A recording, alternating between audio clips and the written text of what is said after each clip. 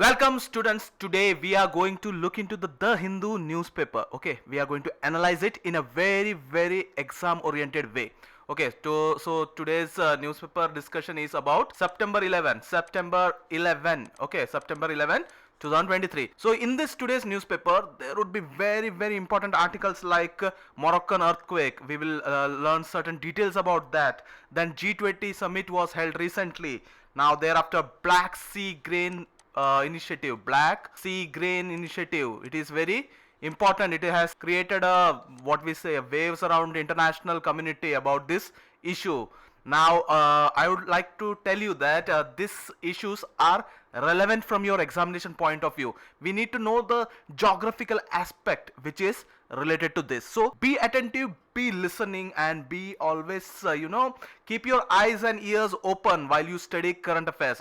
Whenever you read a newspaper, keep your mind open to everything, every possible scenario where a question can be framed from your examination point of view. So in this news article we will be focusing each and every news only relevant for your bank, SSC and UPSC examination, and other than that it will also include current affairs relevant for state PSC exams. Okay, so that's the entire gist, or we can say the entire thing we are going to see. Now other than this, that is Black Sea Grain Initiative, there are other important news which are very much yummy for your examination. It is like you say food for your examination, that is a tasty food for your examination. So here we will also be seeing about Microsoft cloud being breached or hacked by whom? Chinese. Okay, Chinese hackers. There is a report that Chinese hackers hacked Microsoft's cloud security. Now that is very much important from examination point of view. We need to know the name of the team who did it. Okay, now thereafter we also have Aditya L1, which did another maneuver. That is, I already told you there were 5 maneuvers, and Aditya L1 already did 2. Now recently, yesterday or today's newspaper, they have done their third what we say maneuver. So that is also important. So we will also see some of the important or relevant information regarding Aditya L1 as well. So understand and study that as well properly. Then there was a Garuda shield. Now I want you to think about who or which all countries are involved in Garuda shield. Okay, Garuda shield, that is a very important military exercise recently conducted. So that is very important. Now thereafter there are schemes. At the end of this video I am going to discuss some around 30 schemes. Okay, some around 30 schemes which and their states. Only that will be discussed, the name of the scheme and the state. So in examination if you are asked a particular scheme, you will be able to mark which state that scheme has been introduced in. So that is relevant. Then in technological sphere I am discussing some important drones or important initiatives related to drones as well in the today's current affairs. Okay, that is the Hindu analysis. Then thereafter there would be certain major loans provided by ADB. ADB, you know what is ADB? Asian Development Bank. Okay, so major loans provided by ADB to Indian states and other institutions. Okay, so that is very much relevant. So we will start this video with seeing what happened in Morocco. Okay, Morocco was the first news, so let's begin with it. See, this is the images or disturbing images, you can say, during the what we say the earthquake that happened recently in Morocco. So this is a image from restaurant where everything was collapsed, and the people were running out from the area for a secure location. You might be aware that whenever an earthquake happens, you have to go in open air. Okay, open space, so that you will be safe. See, if you are located in this such localities where there is an alley, then the buildings around might collapse on you. So that is a problem. Here also that is the issue here. Now let's see certain details about Moroccan earthquake. Okay, now it is located here. See, Morocco is located in Africa, and the magnitude is 6.8. You can see here it is 6.8 magnitude, and Atlas mountain is there. So this village which was affected by this earthquake was also located in Atlas mountain. Okay, see, you might be able to see there. This is the region of Atlas mountain, and the earthquake happened here. Okay, near Marrakesh. Marrakesh is a major city around Morocco, and around it the earthquake happened, and major loss was seen. Around more than 2,100 people died in this earthquake. Okay, and a village was totally rammed by this earthquake. Now if we have to speak about the Morocco's capital, it is Rabta. Okay, it is Rabta is the capital of Morocco. You have to remember. Another important feature or the geographical aspect which is relevant from your examination is you can see Morocco has a sea boundary with what we say Mediterranean Sea and Atlantic Sea. Okay, Atlantic Ocean. Okay, Atlantic Ocean, Mediterranean Sea and Atlantic Ocean, and there is a strait, that is Gibraltar Strait is there, which is very much important. Okay, Gibraltar Strait is the strait which connects Atlantic Ocean to Mediterranean Sea. Okay, you can say it is a small passage through which Atlantic Ocean and Mediterranean Sea is connected. Again, this Mediterranean Ocean, Sea and Gibraltar Strait is very important regarding what we are going to learn ahead. That is regarding the you know that Black Sea Grain Initiative. Okay, or the Black Sea Grain Initiative.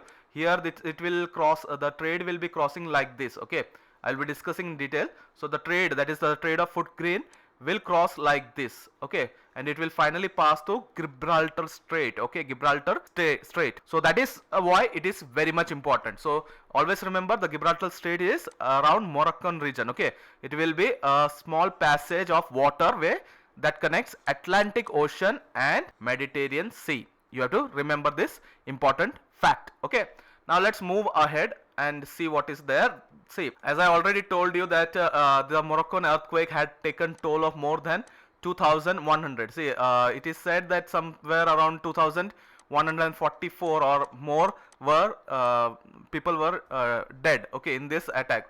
So it is very much disturbing. Now the magnitude was 6.8 magnitude. Okay, it is the Richter scale. Okay, Richter scale is what is used to measure the intensity of earthquakes. So that is also important.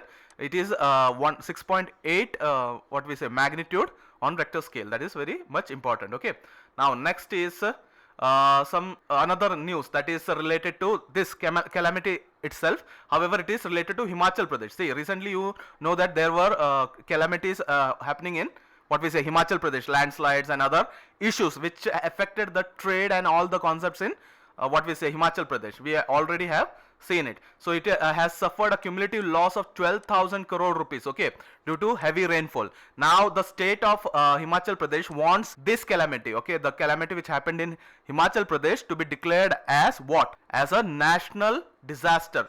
Okay, now why would some state want a calamity in their state to be declared national disaster? That is a very much important and relevant question in this regard. Now we will see what are the benefits of being declared a national disaster. See, on declaring a national disaster of a rare severity or severe nature, they would receive a support from national level. Now let's see what all support they will receive and under what are they going to receive this. This is very important. You have to remember from exam point of view. You have to just mug it up, or you can imagine, create an image of these things. See, there is a national disaster response fund. So in a case where national disaster has been declared, that state will receive as additional assistance from national disaster response fund. Okay, that is very important. Now there is also a calamity relief fund which is set up, and its corpus, or the what we say the fund is shared at 3:1 between the center and the state. See,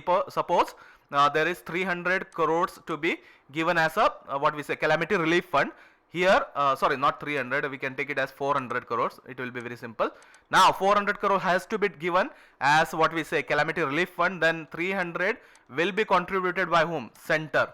And 100 will be contributed by whom? That will be contributed by the state. Okay, so such a great what we say financial support will be provided by center. That is why they are trying to make it as a, or declare it as a national disaster. See, you know that in Kerala there was a disaster or flooding during 2018.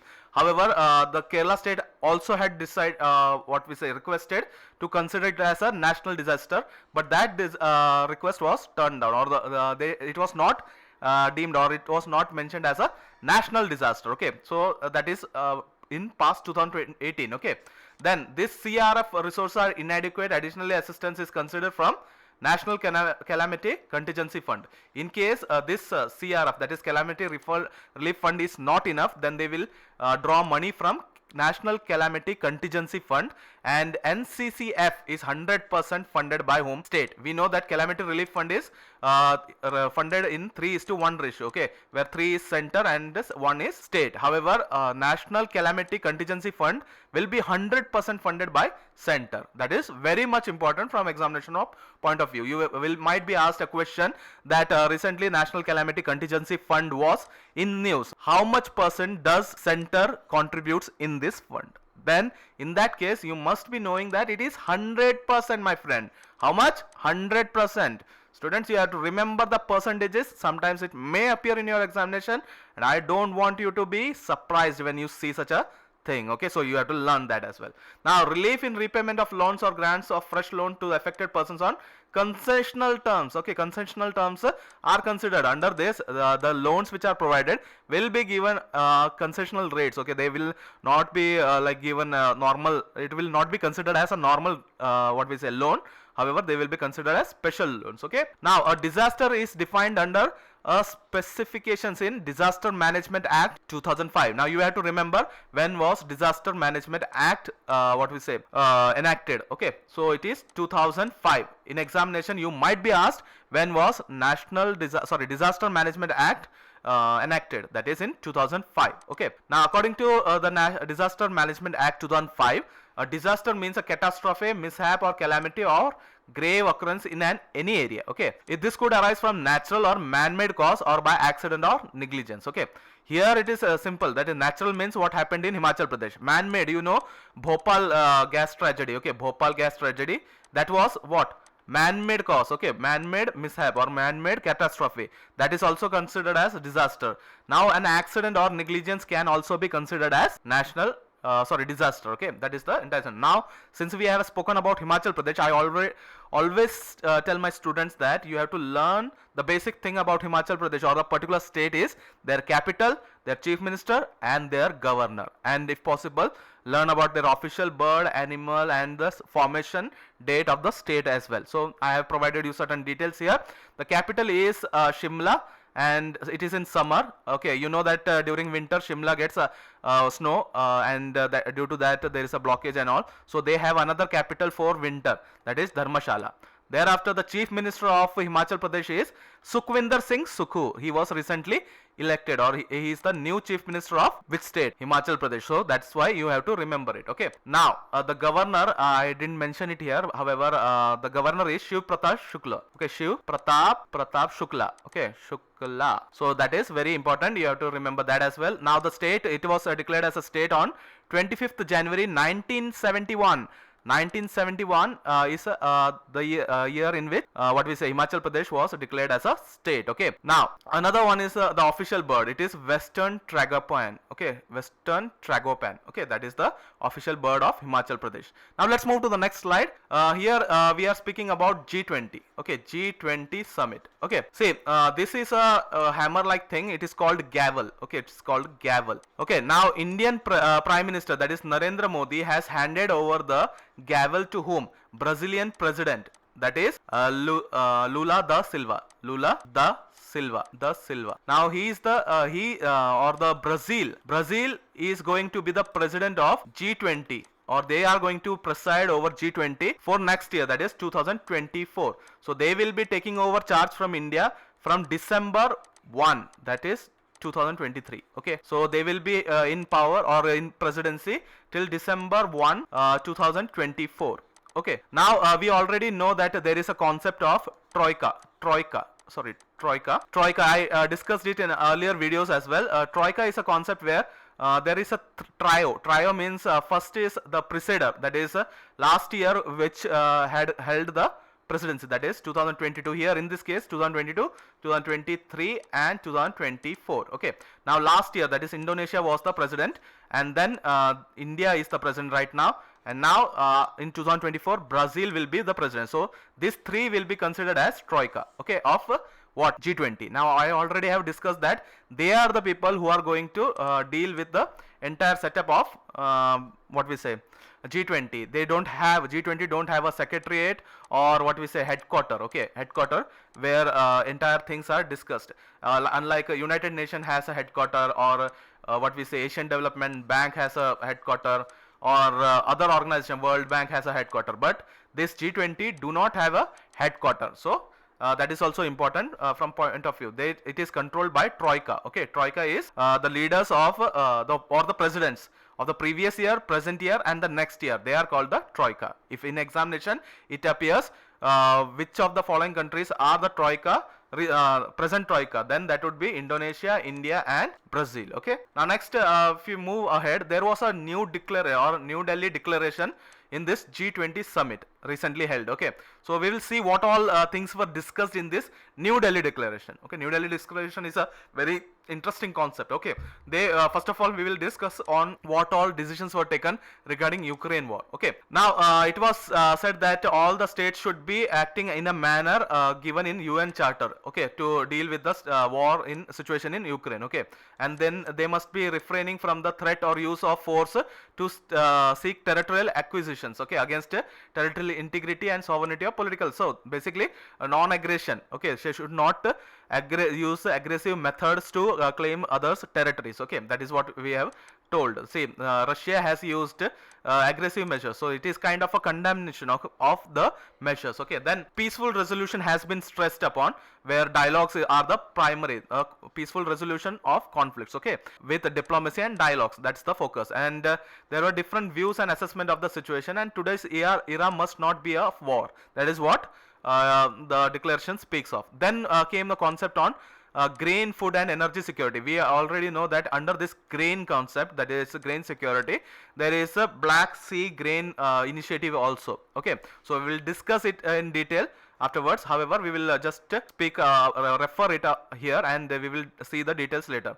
Now, Russia and Ukraine to ensure immediate and impeded deliveries to food grain, foodstuff, and fertilizer inputs from Russia, Ukraine. Okay, now emphasis have been given to sustaining food and energy security. Okay, and to avoid military destructions of these facilities. Now potential for high level of volatility in food and energy markets remains, so that has to be catered with. That is what the new declaration spoke about. Then on economic front, they have said that they will protect the vulnerable through equitable growth and enhance macroeconomic and financial stability. Then they reaffirm April 2020 exchange rate commitments made by G20 finance ministers. Now they will endorse financial stability board high level recommendation for regulation, supervision, and oversight of crypto assets. So a crypto asset was also in their bucket list. Okay, they also discussed about crypto. See, you know that crypto act related to crypto also was passed in European Union. So in future you can see that cryptocurrencies might be a very big thing in coming future. So since you also know CBDC was also introduced in India, that is RBI. RBI has brought in CBDC. Okay, retail what we say currency, digital currency were also in news. Wholesale currency, that is wholesale e-rupee, and all that concepts are in news. So that means a digital currency or the cryptocurrency is also a very relevant thing in the near future. Now then the finance ministers and central bank governors will discuss the cryptocurrency roadmap in October. Another meeting will be there. Then they will renew the commitments at level playing field and fair competition by discouraging protectionism. Okay, in market distorting practice. Now the protectionism means certain countries, what they do is to avoid, okay, if suppose country A wants to export goods to B, so what B will do is they will increase the taxes for imported goods. So when A exports to B, the B's high import tax will escalate the price of product of A country, and that would mean that if suppose the A is giving a very competitive price, that is 100 rupees per kg. Okay, now the B has introduced 50% 50% tax rate. That would mean that it would cost 150 rupees. However, the B's product in the same product in B's country is 140 rupees. Now due to this export or this tariff rate, the cost is 150. So the local people will favor the local product, that is B's product, that is 140. So that is why this protectionism should not be there. They are trying to protect whom? The local producers. So that would be against the market spirit. That's what the contest or the economic aspect would go on. On climate, they are speaking about to what we say downsize the consumption of coal based power. Okay, and they will provide what we say cost financing to countries for who are trying to do a transition to low carbon. Okay, low carbon thing. See, India has set up a target of net zero emission. Net zero emission. I hope that you know the year. I believe, I am strongly believing that you know the year, because I already discussed it, and you all have been hearing it. I possibly believe that. So 2070 is basically the year where India will be achieving net zero carbon emission target. Okay, now thereafter it will pursue and encourage triple renewable energy consumption, or renewable energy consumption will be tripled by 2030. That is the target. India's renewable energy target by our Prime Minister is 500 gigawatts. Okay, and the target year is 2030. That is what the Prime Minister of India has put around in its 5 vows. Okay, 5 vows by the Prime Minister. Okay, 5 vows, sorry, 5 vows. Okay, 5 vows of the Indian Prime Minister. Okay, then the reiterated the sustainable finance and all that. These things are not very much relevant. However, we will be discussing it in short so that we can move ahead. Okay, now they recognize that the global investment to meet the climate goals of Paris Agreement, the Paris Agreement held in 2015, which was very much like a watershed moment in what we say environmental preservation area. Okay, here they had committed that they will not allow the what we said the temperature rise of 1.5 degrees Celsius for the next, that is till the end of 2100. Okay, 21st century. Now they also noted that of 5.8 to 5.9 trillion dollars in pre-2030 period required for developing countries, in particular for their needs to implement the emission targets. Okay, so they noted the need, that there is a need of 5.9 to 5.9 sorry 5.8 to 5.9 trillion for the developing countries, so that they can meet the needs of what we say emission reduction. Okay, now since I saw the term 5.9, I happen to remember one more concept, that is India's, that is in JNK, lithium was found, and the amount of lithium, or the quantity of lithium, the reserve was 5.9 million tons. Okay, million tons. So that is what very much important, because see, that is how you link the things. When you see a similar term, you link it with the news which you already remember. That's how you remember the thing. That is the lithium production, or the lithium reserve in JNK is 5.9 million tons. Okay, now there is a ambitious or transparent trackable new collective quantified goal of climate finance 2024 from the floor of 100 billion a year. Okay, 100 billion a year is the outlay. Now on global debt vulnerabilities, it committed to promoting resilient growth by urgent and effective addressing the debt vulnerabilities in developing countries. Okay, the debts are increasing in developing countries, since you know the economic slowdown and all that, so they will be providing support and whatever necessary help they need. Then there is a call for swift conclusion of debt treatment of Ethiopia. Ethiopia's debt should be tackled with immediately, so that the country do not fall in collapse or chaos. Okay, now on health front, it spoke about strengthening global health in architecture, which is a very vague concept they have said. Now will enhance the resilience of health system, support development of climate resilient and low carbon health system in collaboration of multilateral banks. Multilateral banks means World Bank, ADB and so on. Okay, with their help they will be providing improving the health facility, and that would be more of climate resilient and low carbon health system. Okay, now next there was a concept, or there was an idea, that is AU, that is African Union will be added to G20. Okay, G20 will have African Union hereafter.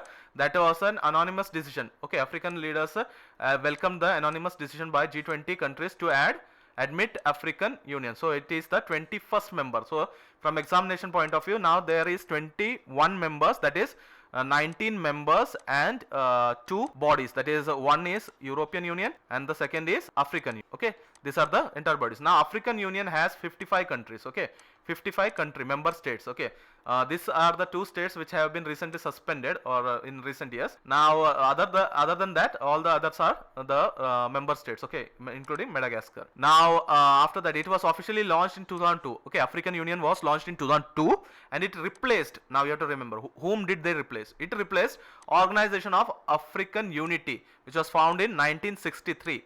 Okay, 1963 was a year in which African Unity, okay, Organization of African Unity was formed, and in 1963 Tashkent Agreement was also signed. Tashkent Agreement, okay, Tashkent Agreement was also signed. It's very relevant in and during that agreement, our then Prime Minister Lal Bahadur Shastri had died during the what we say during the signing of this agreement period. Okay, then the primary object to promote unity, cooperation and development among African nations while advancing the continent's interest on the global scale.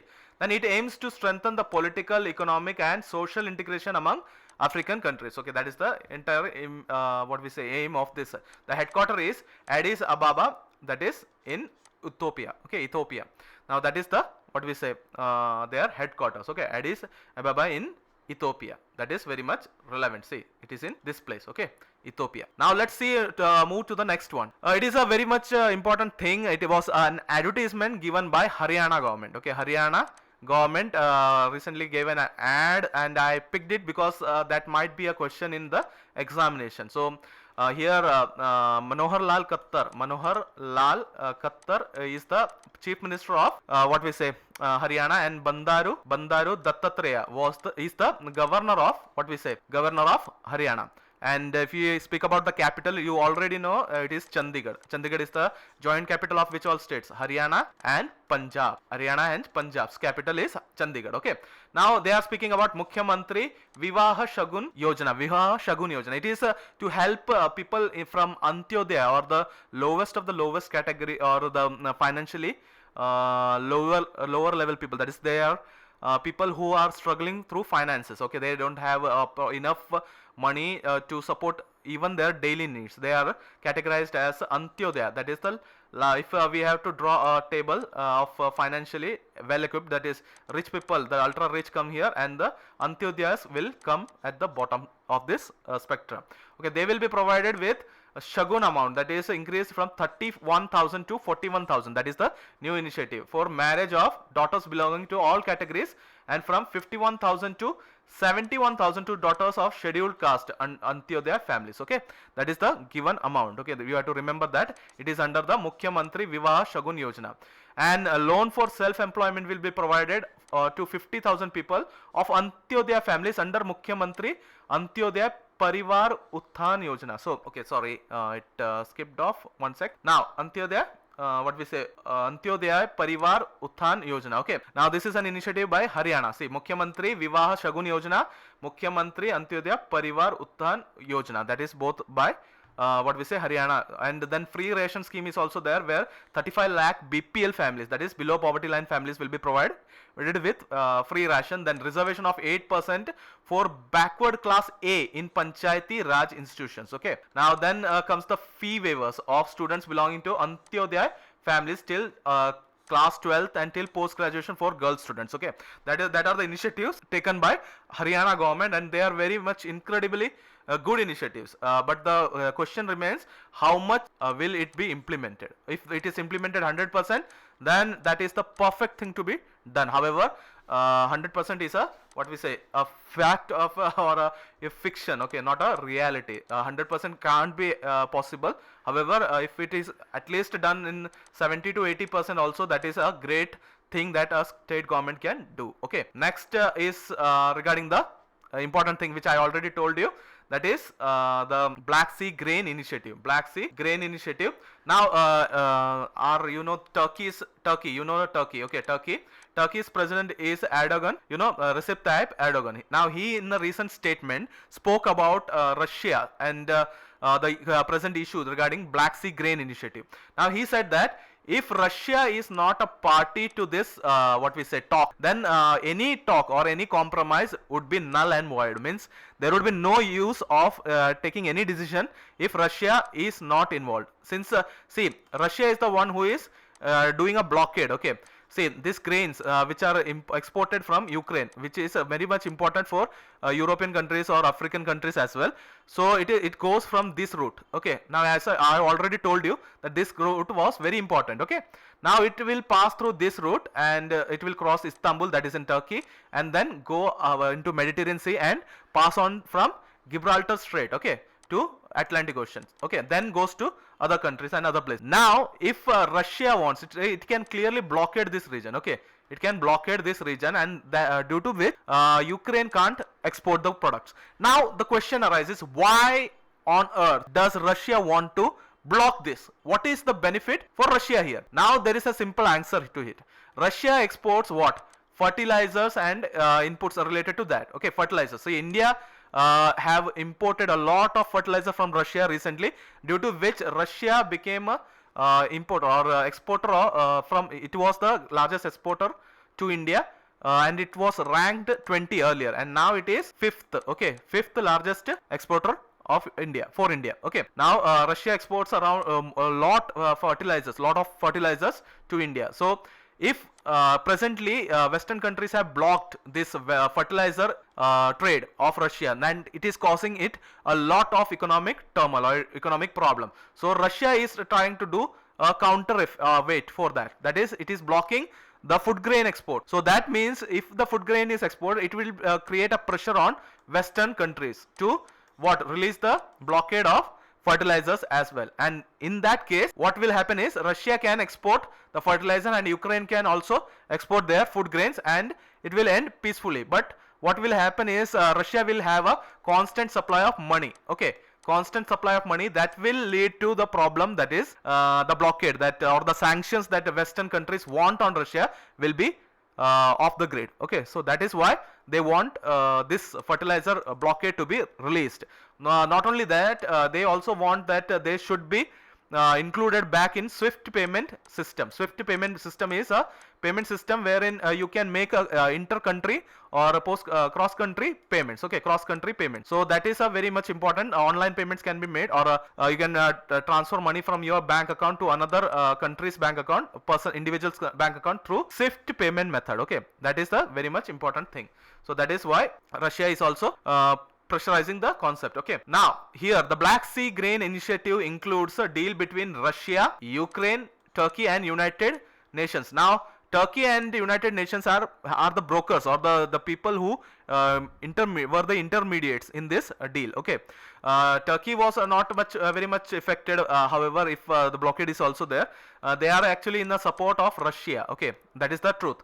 Now Turkey and the United Nations have what we say mediated this, and they had brought the Black Sea Grain Initiative back in July 2022. Okay, it allowed Ukraine to export grains by sea despite the war. Okay, then it was agreed that Russia would not, what we say, attack the vessels carrying Ukrainian grain. However, due to the blockade on the fertilizers export by Russia, by Western countries on Russia, they have again brought in this blockade. So that is the entire issue regarding the concept. Okay, and Black Sea is here. Okay, so now since I drew a lot of things, the Black Sea is not visible, but that is the region. This is the region where Black Sea is present. Okay, that is the entire news. And if we move ahead, we will see that in the G20 summit there was a mention for Rajmouli's RRR. Okay, RRR was mentioned in RRR was mentioned by Brazilian president, that is Lula da Silva. Okay, Lula da Silva. He mentioned what? RRR film is a very interesting film and he liked it. So it was in news. So we have to know that it had won Academy Award for Best Original Song, and the song was composed by M.M. Kiravani and Chandra Bose. Okay, the song name was Natu Natu. Okay, it had won Academy, that is Oscar Award.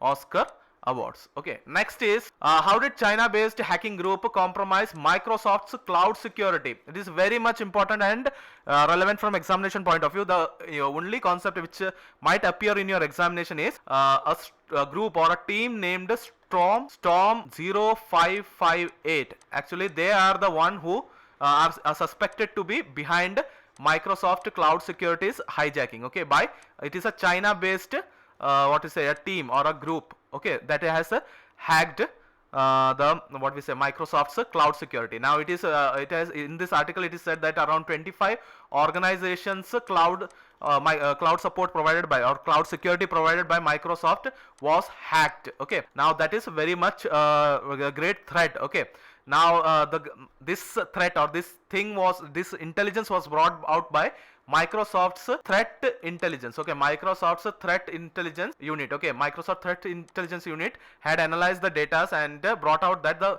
attack have been provided or done by Storm 0558, and is a China based threat actor. Okay, That was the entire news which is relevant from examination point of view. Okay. Now next is regarding Aditya L1. Aditya L1 does the third maneuver. Okay. Third maneuver. We already discussed few days back. We discussed the second maneuver, and we also discussed during that day. I think it was Chandrayaan's hopping. Okay.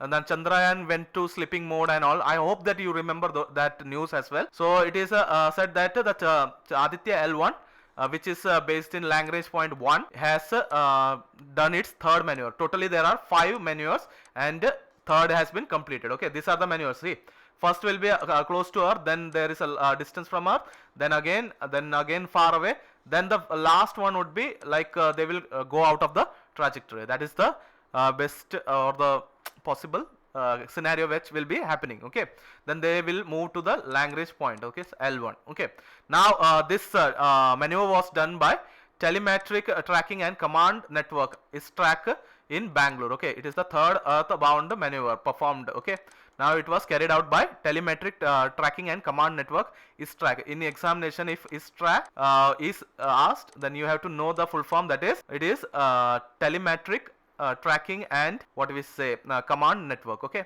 that is has been in news. Okay, it is placed in, or the base or the control room is in Bangalore. Now major science objectives of L1 we have already discussed, so I will not be discussing in detail. It is understanding coronal heat and solar wind acceleration, then initiation of coronal mass ejection, solar flares, and near earth space what we say weather. Then comes the understanding coupling and dynamics of solar atmosphere, solar wind distribution, and temperature anisotropy. These are the important science objectives of Aditya L1. Then after that, if we are speaking about payloads, there are 7 payloads on Aditya L1. Okay, Aditya L1 has 7 payloads. First is VELC, that is visible emission line coronagraphy. Then is SUIT, okay, solar ultraviolet imaging telescope. Then SOLAX, that is solar low energy X-ray spectrometer. Then HEL1OS, that is high energy L1 orbiting X-ray spectrometer. Then thereafter there are in situ payloads, that is Aditya solar wind particle experiment, that is ASPEC. Then is PAPA, that is plasma analyzer package for Aditya. Then comes MAG, that is advanced triaxial high resolution digital magnetograph, that is MAG. That are the important things. So you can read these objectives. I already have discussed it in very details in the past videos, so you can read the detail here. And if you have heard the news, then it will be very useful to you as well. Now next is UP plans to buy 1,800 electric bus under the scheme e-bus. Okay, e-bus scheme, under e-bus scheme UP has planned to bring out or buy 1,800 electric bus. Now if we have to speak about UP, who is the Chief Minister of UP? You already know, it is the Chief Minister of UP is Yogi Adityanath. Okay, Yogi Adityanath, and the Governor is Anandiben Patel. Okay, Anandiben Patel. Okay, Anandiben Patel is the Governor of UP. Okay, now if you have to speak about the initiative, that is PM e-bus Seva scheme, 10,000 e-bus will be deployed across the cities in the country. Now let's see some details about it. It will be launched in public-private partnership model. Okay, that is there will be partnership with private entities as well. Now that support or the support for bus operation will be provided for 10 years. Okay, support will be provided for 10 years, and the states and cities shall be responsible for running bus service, making payments to the bus operators. Okay, that is the responsibility of the state or the city. Cities with the municipal corporation, they can make the payment, or the states, if the states are controlling it, then states will have to make the payment to bus operators. Now the central government will support these bus operations by providing subsidy to the extent specified in proposed scheme. Okay, now the amount allocated for this scheme is 57,613 crores. Okay, for bank exams this is very much relevant, you have to study this. Okay, 57,613 crores will be allocated as a total funding. In this, central government will provide 20,000 crores, and rest of the 37,613 crores will be brought in by the state government. That is the basic structure of the funding. Okay, the coverage includes, the scheme will cover cities with 3 lakh or above population, and priority will be given to the cities not having organized bus services. Okay, so if your city has a 3 lakh or more population, then you are eligible. And what we say, it will give the priority to the bus services where the bus services are not organized, the random bus services are the random routes are chosen.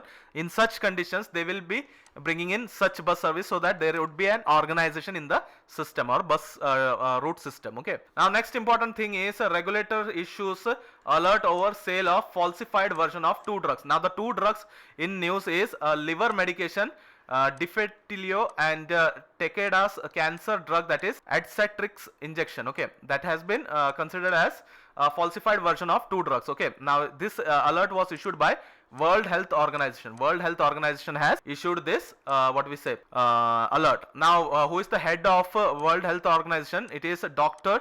Tedros Adhanom Ghebreyesus. Okay, Tedros Adhanom Ghebreyesus is the head of World Health Organization. Now if we have to speak about Drugs Controller General of India, it is Dr. Rajiv Singh Raghuvamshi. He was appointed recently. If I am not wrong, it is 1st Feb, I believe, 1st Feb or 1st April maybe. Okay, so you have to remember it because it is a recent appointment. It is Dr. Rajiv Singh Raghuvamshi. He is the Drug Controller General of India.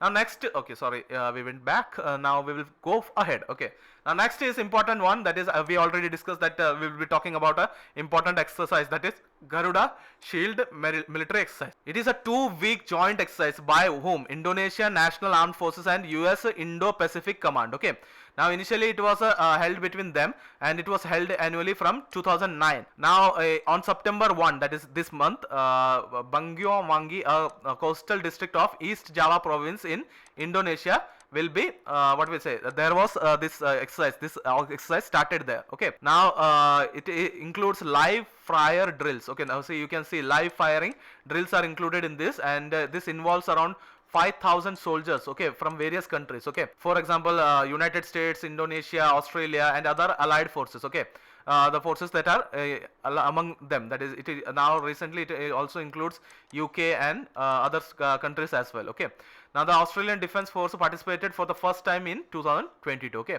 Australian Defence Force participated in 2022, and this exercise is sponsored by whom?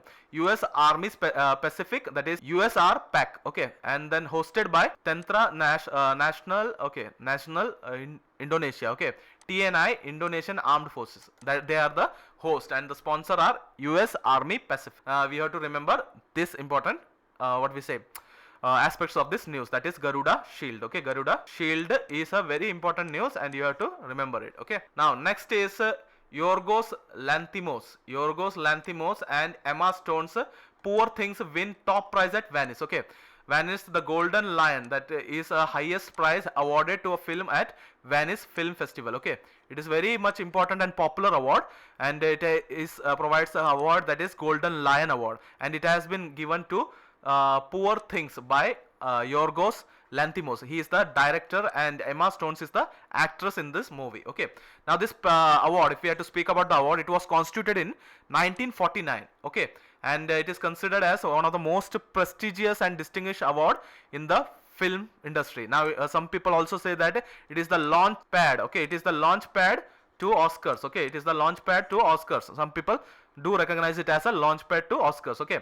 now Golden Lion winner includes last year's Golden Lion winner is happening, then before that sorry, not last year, 2021. Okay, last year there was no Golden what to say awards. Okay, Golden Lion Award in 2022. Okay, now Nomadland in 2020, Joker in 2019, and then Roma in 2018, The Shape of Water 2017, The Woman Who Left 2016. They are the Golden Lion winners of the respective years. Okay, you have to know that as well. Now this story, that is Poor Things, is basically Emma Stone is a what we say a kind of a robot which is brought to life by a mad scientist. Okay, mad scientist, and now the story unravels, okay, around this particular character, that is Emma Stone. That is the entire story of the movie. Okay, now another sports news, if we have to speak about sport news, it is David Warner surpasses Tendulkar, okay, Sachin Tendulkar, and to become the opener with most tons. Tons means hundreds. Okay,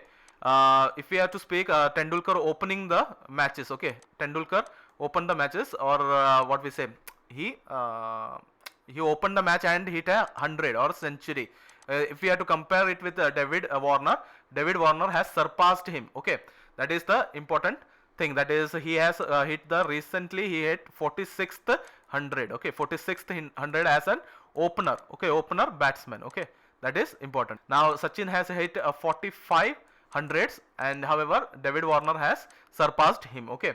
Now this milestone was achieved by him against South Africa in second ODI, okay, recently held match, okay. Now if you have to speak of number of centuries or the most number of centuries scored by any player, for topper, the first ranker is Sachin Tendulkar. He has scored 100 centuries from 1989 to 2013. And on the contrary, second rank goes to 77, that is Virat Kohli, who scored 77 centuries from 2008 to 2013. Then Ricky Ponting 71, Kumar Sangakkara 63, Jack Kelly 62, Hashim Amla 55, Mahila Jayawardene 54, and Brian Lara 53. These are the respective scores, okay. Ricky Ponting belongs to Australia, Kumar Sangakkara Sri Lanka, Jack Kelly South Africa, and Hashim Amla as well South Africa.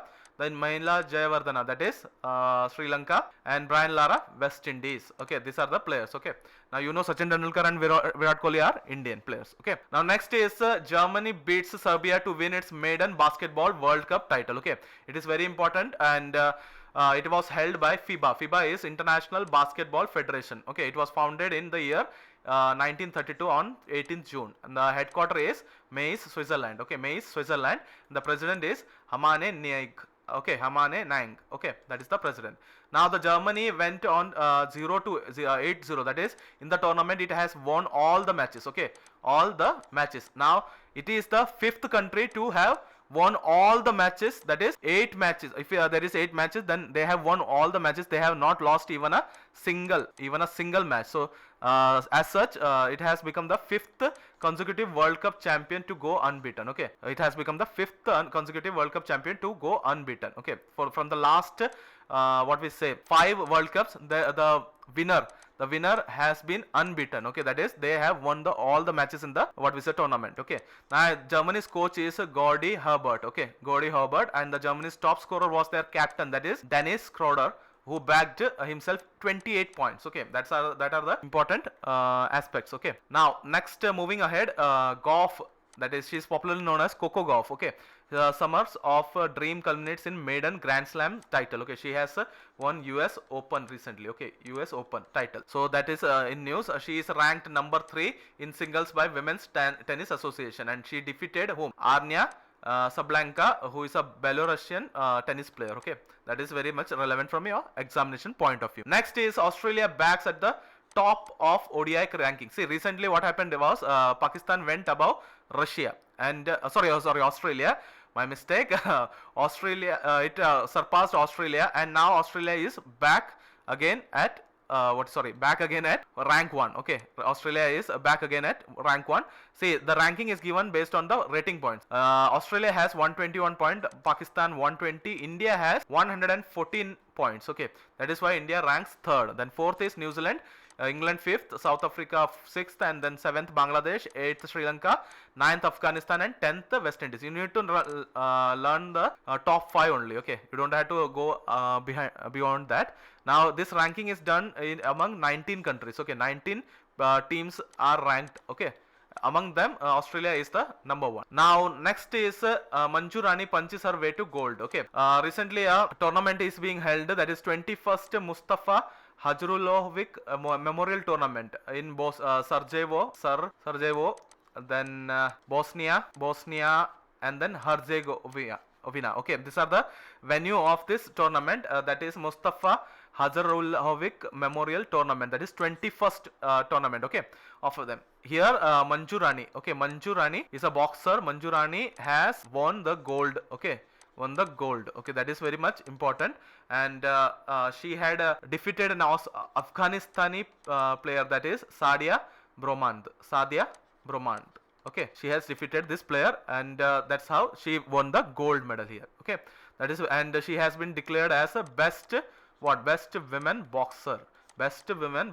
Okay, so that is very much important. Now next is Victor Axelsen. Okay, Victor Axelsen and An Se Young and Victor Axelsen has clinched the China Open title. Okay, in badminton. Okay, China Open badminton crown. Okay, they both have won it. Okay, now we have to know whom they have defeated. First of all, Victor Axelsen have defeated Lu Gangzu. Okay, and in 49 minutes, which is not very much relevant. Now An Se Yong. Okay, An Se Yong became the world number 1. Okay, after victory at Japan Open in July. Okay, now she downed, okay, Akane Yamaguchi of Japan. She defeated what we say, Akane Yamaguchi of Japan. Yamaguchi is a very much renowned player. Okay, Akane Yamaguchi, she has been winning a lot of the tournaments, but however she was defeated by whom? And say young. That is very much important from exam point of view. Now next is some of the important schemes and their states. See, I already told you that we will be discussing this important element as well, so we will see that. First of all is Laghu Udyog Yojana. It is for what? Business. It is in Rajasthan. Now Anna Bhagya scheme, it is from Karnataka. Anna Bhagya scheme. Then Loktantra Senani scheme of Uttarakhand. Then Jagannanna Amma Vodi, that is a scheme of what we say, Andhra Pradesh. Then Nyay Pehel is a scheme of Goa. Mukta is a scheme of Odisha. Okay, Ek Mara is a project of Odisha. Then Mo Jungle Jami Yojana, that is of Odisha again. Palanar Yojana, that is of Rajasthan. Then Samarth Sakshi Yojana, again Rajasthan. Amma Odisha Nabin Odisha, that is Odisha. Then comes Amma Gao Amma Bikash. Okay, Amma Gao means my village, my progress. That is what it is called. Okay, Odisha. Amma Pokhari. Okay, that is again Odisha. Then Anya Bhagya. Okay, Anya Bhagya, that is again Karnataka. Shakti is a scheme that is related to Karnataka. We have already discussed Shakti and Graha Jyoti.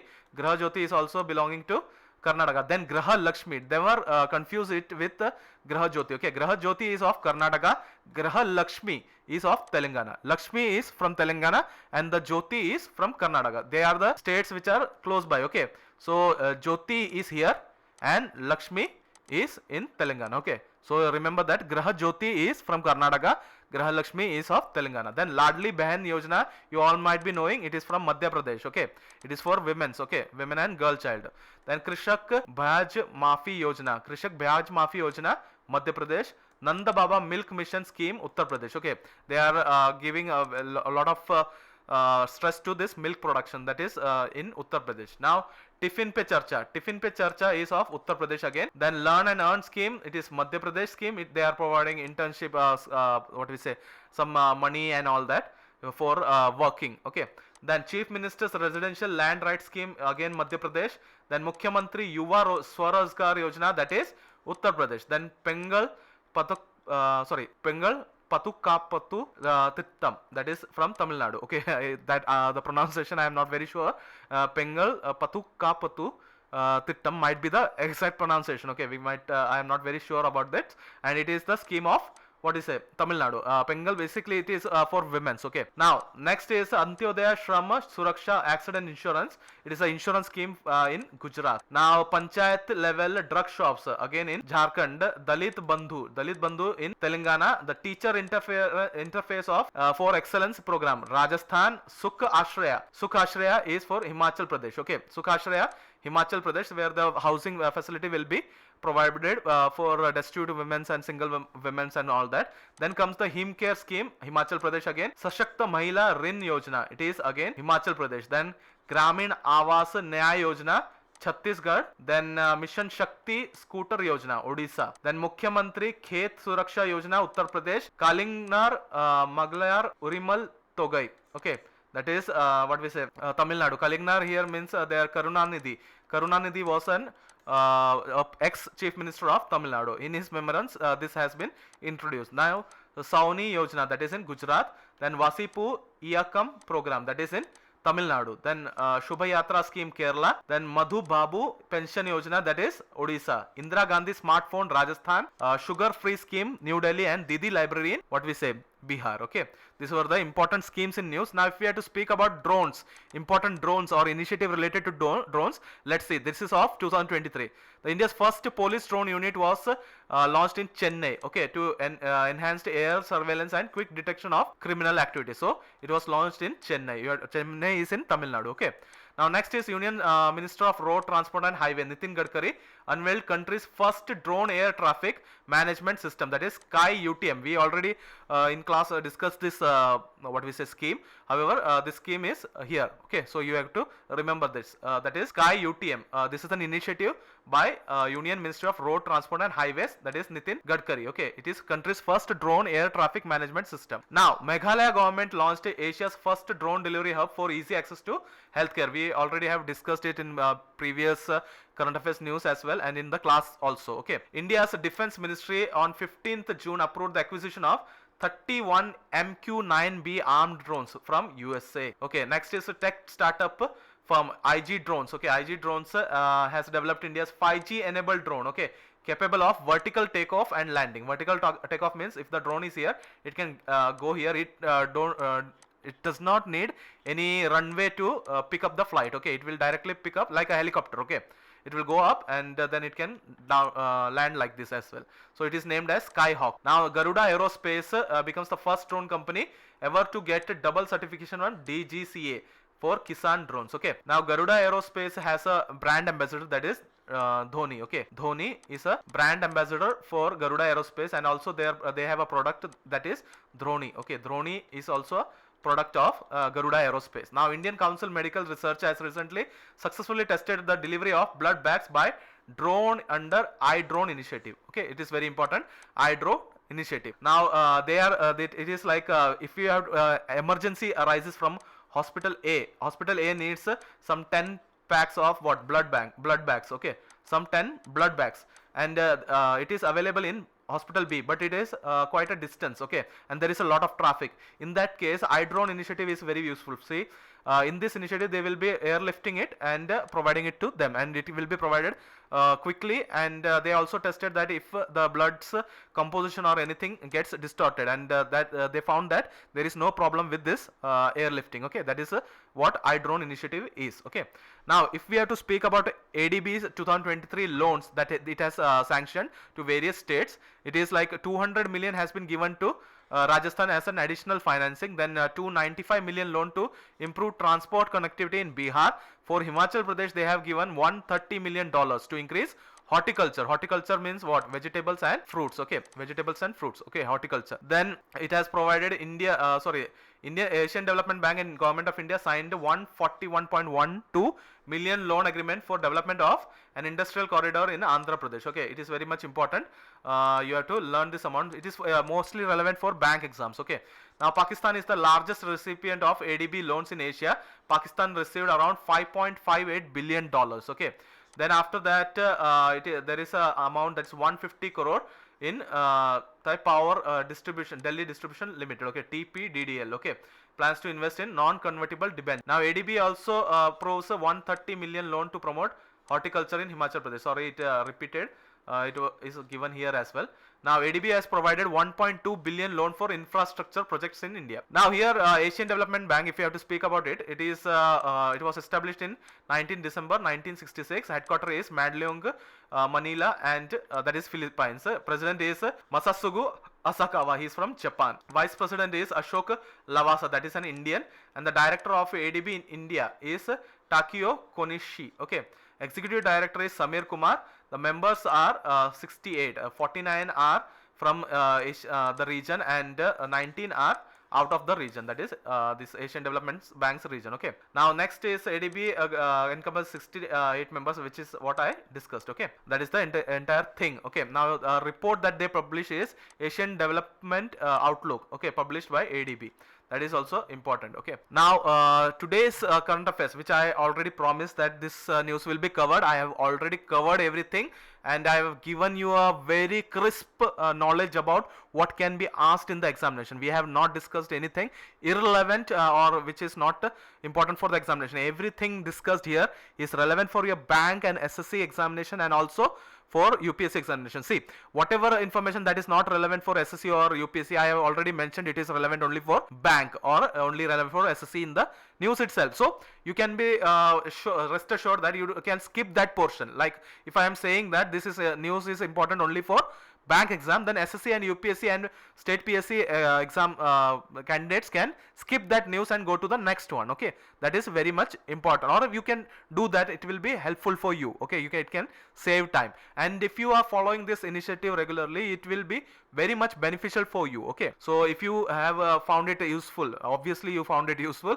you can like the video, and my suggestion is share it with your friends so that they will get benefit out of it. Okay, so knowledge increases by sharing. Okay, so let somebody else also get the benefit of this initiative. So if you have not subscribed to the channel, subscribe the channel, and you will get regular notification of our videos related to current affairs or the Hindu newspaper analysis. So we are doing the newspaper analysis on regular basis, and we will be uploading the video in range between 9 to 11 in the night. Okay, due to the classes and all that, sometimes there is a delay in the uploading process. Okay, so for the time being, we'll be uploading in between 9 to 11, and I hope that you will be watching it regularly. You can watch on the next day at around 7 or whatever time you feel comfortable with. Okay, so this is the 11th September 2023 the Hindu newspaper analysis, and we will be soon starting some initiatives regarding what we say the Hindu editorial and all. Okay, so for the time being, we are going for current affairs only. We will be starting those as well, so stay tuned to our channel and keep watching it, and we will see you in the next video. Till then, take care and bye bye.